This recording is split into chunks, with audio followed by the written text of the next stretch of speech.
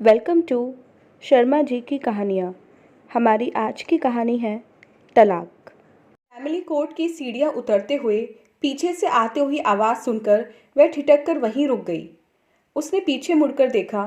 वहाँ होते कोलाहल के बीच लोगों की भीड़ को चीरता हुआ नीरज उसकी तरफ तेज कदमों से चला आ रहा था। थैंक्स राधिका।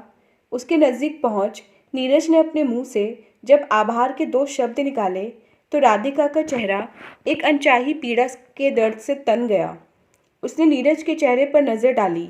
उसकी आंखों में उसे मुक्ति की चमक दिखाई दे रही थी। अभी चंद मिनटों पहले ही तो एक साइन कर वह एक रिश्ते के भार को टेबल पर रखे कागज़ पर छोड़ आगे बढ़ गई थी। Thanks Radhika, to do favour. मुझे तो डर था कि कहीं तुम सभी के सामने सच्चाई जाहिर कर मुझे जीने लायक भी ना छोड़ोगी। राधिका को चुप पाकर नीरज ने आगे कहा। राधिका ने एक बार फिर ध्यान से नीरज के चेहरे को देखा और बिना कुछ कहे आगे बढ़ गई। फैमिली कोर्ट के बाहर से रिक्शा लेकर वह सीधे ऑफिस ही पहुंच गई। उसके मन में था कि ऑफिस के कामों में अपने को व्यस्त रखकर मन में उठ रही टीस को वह कम कर पाएगी, लेकिन वहां पहुंचकर भी उसका मन किसी भी काम में नहीं लगा। उसने घड़ी पर नज़र डाली। 1 बज रहा था। ऑफिस में आए उसे अभी 1 घंटा ही हुआ था। अपनी तबीयत ठीक न होने का बहाना कर उसने हाफ डे लीव को फुल डे सिक लीव में कन्वर्ट करवा लिया और ऑफिस से निकलकर सीधे घर जाने के लिए रिक्शा पकड़ लिया। सोसाइटी कंपाउंड में प्रवेश कर उसने लिफ्ट का बटन दबाया, पर सहसा याद आया कि आज सुबह से बिजली बंद है और शाम 5 बजे के बाद ही सप्लाई वापस चालू होगी। मुझे मन से वह सीढ़ियाँ चढ़कर तीसरी मंजिल पर आई। फ्लैट नंबर सी 302 का ताला खोलकर अंदर से दरवाज़ा बंद कर वह सीधे जाकर बिस्तर पर पसर गई। कुछ देर पहले बरसकर थम चुकी बारिश की वजह से वातावरण में ठंडक छा गई थी, लेकिन उसका मन अंदर से एक आग की तपिश से जला जा रहा था। नेहा अपने बॉस के साथ बिजनेस टूर पर गई हुई थी और कल सुबह से पहले नहीं आने वाली थी, वरना मन में उठ रही टीस उसके संग बांटकर अपने को कुछ हल्का कर लेती।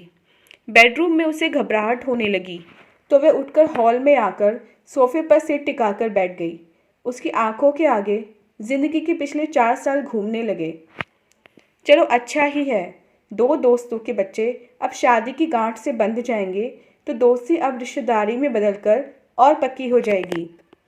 राधिका के नीरज से शादी के लिए हाँ कहते ही जैसे पूरे घर में खुशियाँ छा गई थीं।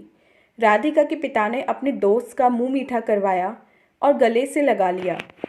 राधिका ने अपने सामने बैठे नीरज को चोरी छिपे नज़रें उठाकर देखा। वह शर्माता हुआ नीची नज़रें किए हुए चुपचाप बैठा था। न्यू जर्सी से अपनी पढ़ाई पूरी कर अभी कुछ महीने पहले ही आया नीरज शायद यहाँ के माहौल में अपने आप को फिर से पूरी तरह से एडजस्ट नहीं कर पाया। यही सोचकर राधिका उस वक्त उसके चेहरे के भाव नहीं पढ़ पाई। अपने पापा के दोस्त दीनानाथ जी को वह बचपन से जानती थी, लेकिन नीरज से उसकी मुलाकात इस रिश्ते की नींव बनने से पहले कभी कभी ही हुई थी।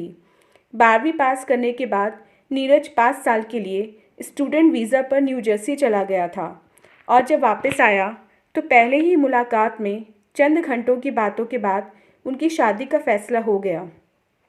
नीरज, मैं तुम्हें पसंद तो हूँ ना? बगीचे में नीरज का हाथ थामकर चलती राधिका ने पूछा। हाँ, लेकिन ऐसा क्यों पूछ रही हो? उसकी बात का जवाब देते हुए नीरज ने पूछा। बस ऐसे ही। अगले महीने हमारी शादी होने वाली है, पर तुम्हारे चेहरे पर कोई उत्साह न देखकर मुझे डर सा लगता है। कहीं तुमने किसी दबाव में आकर तो इस शादी के लिए हाँ नहीं की है ना? पास ही लगी बेंच पर बैठते हुए राधिका ने नीरज को देखा। वेल, अपना बिजनेस सेट करने की थोड़ी टेंशन है।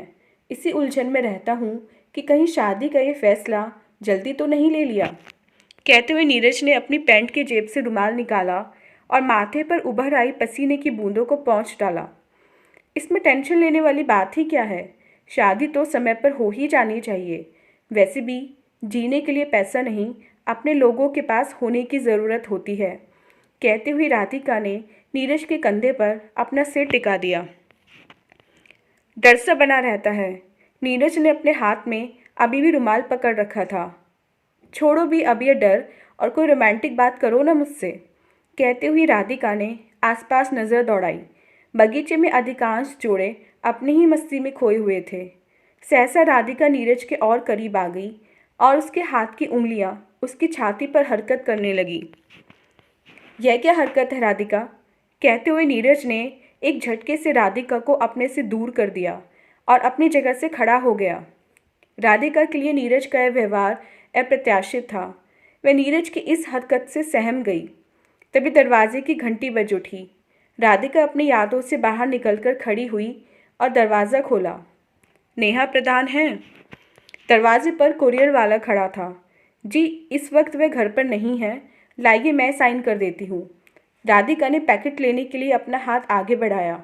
पैकेट देखकर कुरियर वाला चला गया। दरवाज़ा बंद करते हुए राधिका ने पैकेट को देखकर उसके अंदर कोई पुस्तक होने का अंदाज़ा लगाया। नेहा अक्सर कोई न कोई पुस्तक मंगाती रहती थी। उसने पैकेट टेबल पर रख दिया और वापस सोफे पर बैठ गई। 4 वर्षों का साथ आज यूं ही एक झटके में तो नहीं टूट गया था।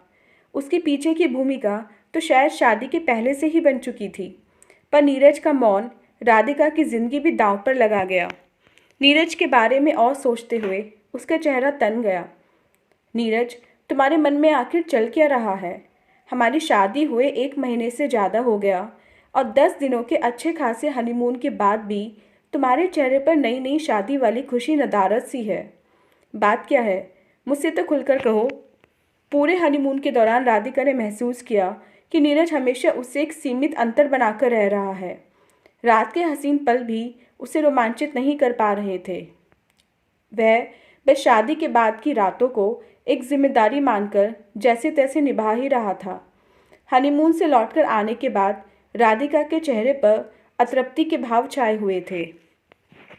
कुछ नहीं राधिका, मुझे लगता है हमने शादी करने में जल्दबाजी कर दी है। राधिका की बात सुनकर नीरज इतना ही बोल पाया। जनाब, अब ये सब बातें सोचने का समय बीत चुका है। बेहतर होगा हम मिलकर अपनी शादी का जश्न पूरे मन से मनाएं। राधिका ने नीरज की बात सुनकर कहा। तुम नहीं समझ पाओगी राधिका, और मैं तुम्हें अपनी समस्या समझा भी नहीं पाऊंगा। कहकर नीरज राधिका के प्रतिक्रिया की परवाह किए बिना ही कमरे से बाहर चला गया। अकेले बैठी हुई राधिका का मन बार बार पिछली बातों में जाकर अटक रहा था। लाइट भी नहीं थी जो टीवी ऑन कर अपना मन बहला पाती। तभी उसके मन में कुछ कौंधा और उसने नेहा के नाम से अभी आया पैकेट खोल लिया। उसके हाथों में किसी नवोदित लेखक की पुस्तक थी। पुस्तक के कवर पर एक स्त्री की एक पुरुष के साथ हाथों में हाथ डाले हुए मनमोहक छवि थी और उसके ऊपर पुस्तक का शीर्षक छपा हुआ था, उसके हिस्से का प्यार। कहानियों की इस पुस्तक की विषय सूची पर नज़र डालते हुए उसने एक के बाद एक कुछ कहानियाँ पढ़नी शुरू कर दी। बच्चे के यौन उत्पीड़न और फिर उसको लेकर वैवाहिक जीवन में आने वाली समस्या को लेकर लिखी गई एक कहानी पढ़कर वह फिर से नीरज की यादों में खो गई। उस दिन नीरज बेहद खुश था। वह घर खाने पर अपने किसी विदेशी दोस्त को लेकर आया था।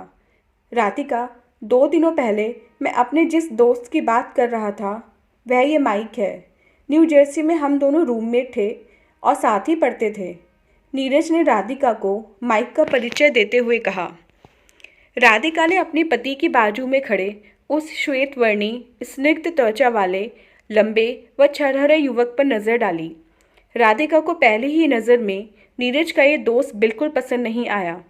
उसका क्लीन शेव नाजुक चेहरा और उस पर सिर पर थोड़े लंबे बालों को बांधकर बनाई गई छोटी सी चोटी देखकर राधिका को आश्चर्य हो रहा था कि ऐसा लड़का नीरज का दोस्त कैसे हो सकता है। नीरज तो खुद अपने पहनावे और लुक को लेकर काफ़ी कॉन्शियस रहता है। उस वक्त इस बात को नज़रअंदाज कर वह इस बात पर ज़्यादा कुछ न सोचते हुए खाना बनाने में जुट गई। उसी रात नीरज ने जब राधिका से सीधे सीधे तलाक लेने की बात छेड़ी तो राधिका के पैरों तले ज़मीन खिसक गई। लेकिन बात क्या हुई नीरज? न हमारे बीच कोई झगड़ा है न कोई परेशानी, सब कुछ तो बराबर चल रहा है। कहीं तुम्हारा किसी के संग अफेयर तो? रिश्तों को बांधे रखने की दुहाई देते हुए सहसा उसका मन एक आशंका से भर गया। अफेयर ही समझ लो, अब तुमसे मैं आगे कुछ और नहीं छिपाऊंगा। कहते हुए नीरज चुप हो गया। राधिका ने नीरज के चेहरे को देखते हुए उसकी आंखों में अजीब सी मदहोशी महसूस की। तुम कहना क्या चाहते हो नीरज? राधिका नीरज की अधूरी छोड़ी बात पूरी सुनना चाहती थी। उसके बाद नीरज ने जो कुछ उससे कहा उनमें से आधी बात तो वह ठीक से सुन ही नहीं पाई।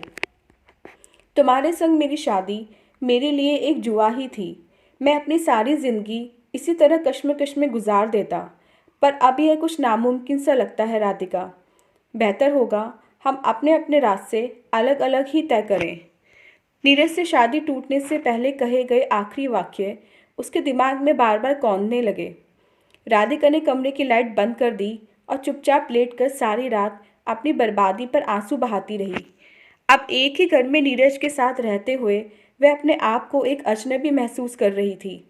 अपने मन की बात राधिका को जताकर जिसे नीरज के मन का भार हल्का हो चुका था, लेकिन राधिका जैसे मन पर एक अनचाहा भार लेकर जी रही थी।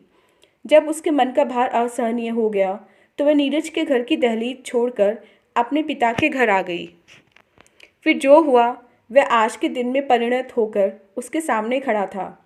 कानूनी तौर पर वह भले ही नीरज से अलग हो चुकी थी, लेकिन नीरज की सच्चाई और उसके द्वारा दी गई अनचाही पीड़ा अब भी उसके मन के कोने में कैद थी, जिसे वह चाहकर भी किसी से बयान नहीं कर सकती थी। घर में बैठे बैठे अकेले घुटन होने से वह घर लॉक कर बाहर निकल गई और एमजी रोड पर स्थित मॉल में दिल बहलाने के लिए चक्कर लगाने लगी। रात देर से नींद आने की वजह से सुबह उसकी नींद देर से ही खुली। वैसे भी आज उसका वीकली ऑफ होने से ऑफिस जाने का कोई झंझट नहीं था। उसने उठकर समाचार सुनने के लिए टीवी ऑन ही किया था कि डोरबेल बज उठी। हाय राधिका, हाउ आर यू?